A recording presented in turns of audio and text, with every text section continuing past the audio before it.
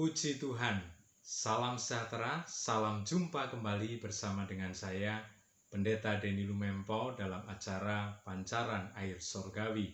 Tema firman Tuhan hari ini adalah bahayanya apabila memiliki kebencian. Matius pasal yang ke-11 ayat 18 dan 19. Demikian bunyi firman Tuhan. Karena Yohanes datang, ia tidak makan dan tidak minum, dan mereka berkata, ia kerasukan setan. Kemudian anak manusia datang, ia makan dan minum, dan mereka berkata, lihatlah, ia seorang pelahap dan peminum, sahabat pemungut cukai dan orang berdosa. Tetapi hikmat Allah dibenarkan oleh perbuatannya. Saudara, orang-orang Farisi dan ahli Taurat bersama dengan sebagian orang-orang Israel yang berhasil dibujuk, dihasut oleh orang-orang Farisi dan ahli Taurat tersebut, mereka membenci Yohanes Pembaptis dan juga membenci Yesus Kristus. Apa saja yang dilakukan oleh Yohanes dan Yesus selalu salah.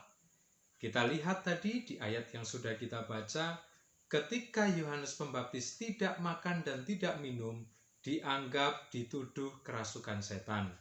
Ketika Yesus makan dan minum, dianggap dituduh sebagai pelahap, orang yang rakus. Mengapa mereka melakukan itu? Karena benci. Kebencian inilah yang membuat orang-orang tersebut memberikan tuduhan-tuduhan. Semua yang ada pada Yohanes Pembaptis selalu salah, selalu buruk, selalu jelek. Demikian juga yang ada pada Yesus Kristus. Bahkan kedua tokoh ini berakhir di penjara dan juga berakhir di Golgota di atas kayu salib. Semuanya itu adalah karena kebencian. Nah, oleh karena itu saudara, kita mau belajar supaya kita jangan sampai memiliki kebencian sehingga kita tidak bisa objektif melihat orang.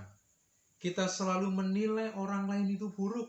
Kita selalu memberikan tuduhan-tuduhan, fitnahan-fitnahan karena kita benci, karena kita tidak suka kepada orang tersebut.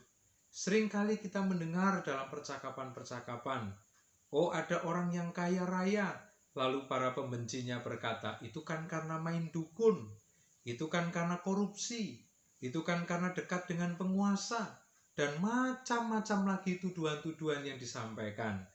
Nah, saudara yang terkasih dalam Tuhan, demikian juga ketika ada orang yang membenci kita, maka apa saja yang kita lakukan selalu salah.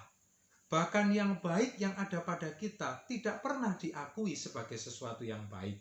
Kalau kita membenci orang lain, maka kebaikan orang lain pun kita nggak bisa lihat. Kalaupun kita lihat, kita nggak mau mengakui, karena kita benci kepada orang itu. Ini bahaya yang pertama, dan jangan sampai kita memiliki kebencian. Karena kita tidak bisa objektif melihat orang. Kita tidak mau mengakui kelebihan orang. Bahkan yang ada selalu melihat kejelekan, memberikan tuduhan-tuduhan, dan bahkan kemudian kita senang ketika lihat orang itu susah. Sebaliknya kita susah ketika lihat orang itu senang. Jangan sampai kita seperti ini.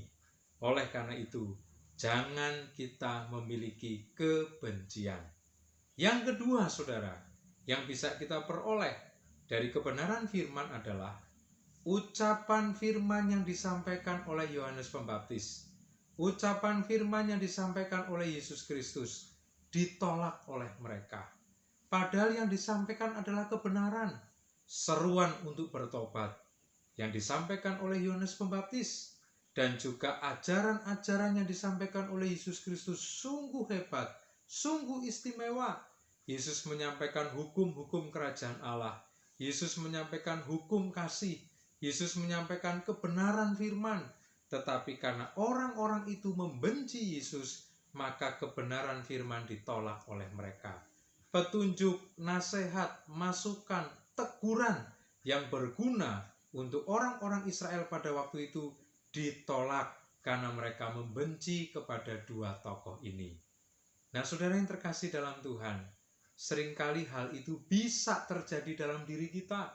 Kalau kita benci kepada orang lain, maka ketika dia memberikan nasihat, dia menyampaikan teguran dengan maksud baik, dia menyampaikan kebenaran firman, maka kita tolak. kita tidak suka. Bahkan di gereja pun juga bisa seperti itu.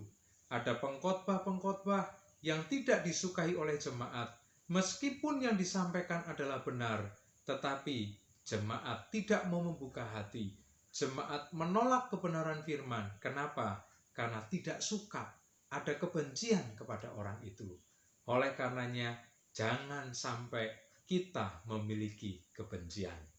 Bahaya yang ketiga, yang terakhir, saudara, kalau kita baca terus Injil Matius, bahkan Injil-Injil yang lain, maka orang-orang Farisi, ahli Taurat, mereka merencanakan, mereka bersepakat untuk membunuh Yesus.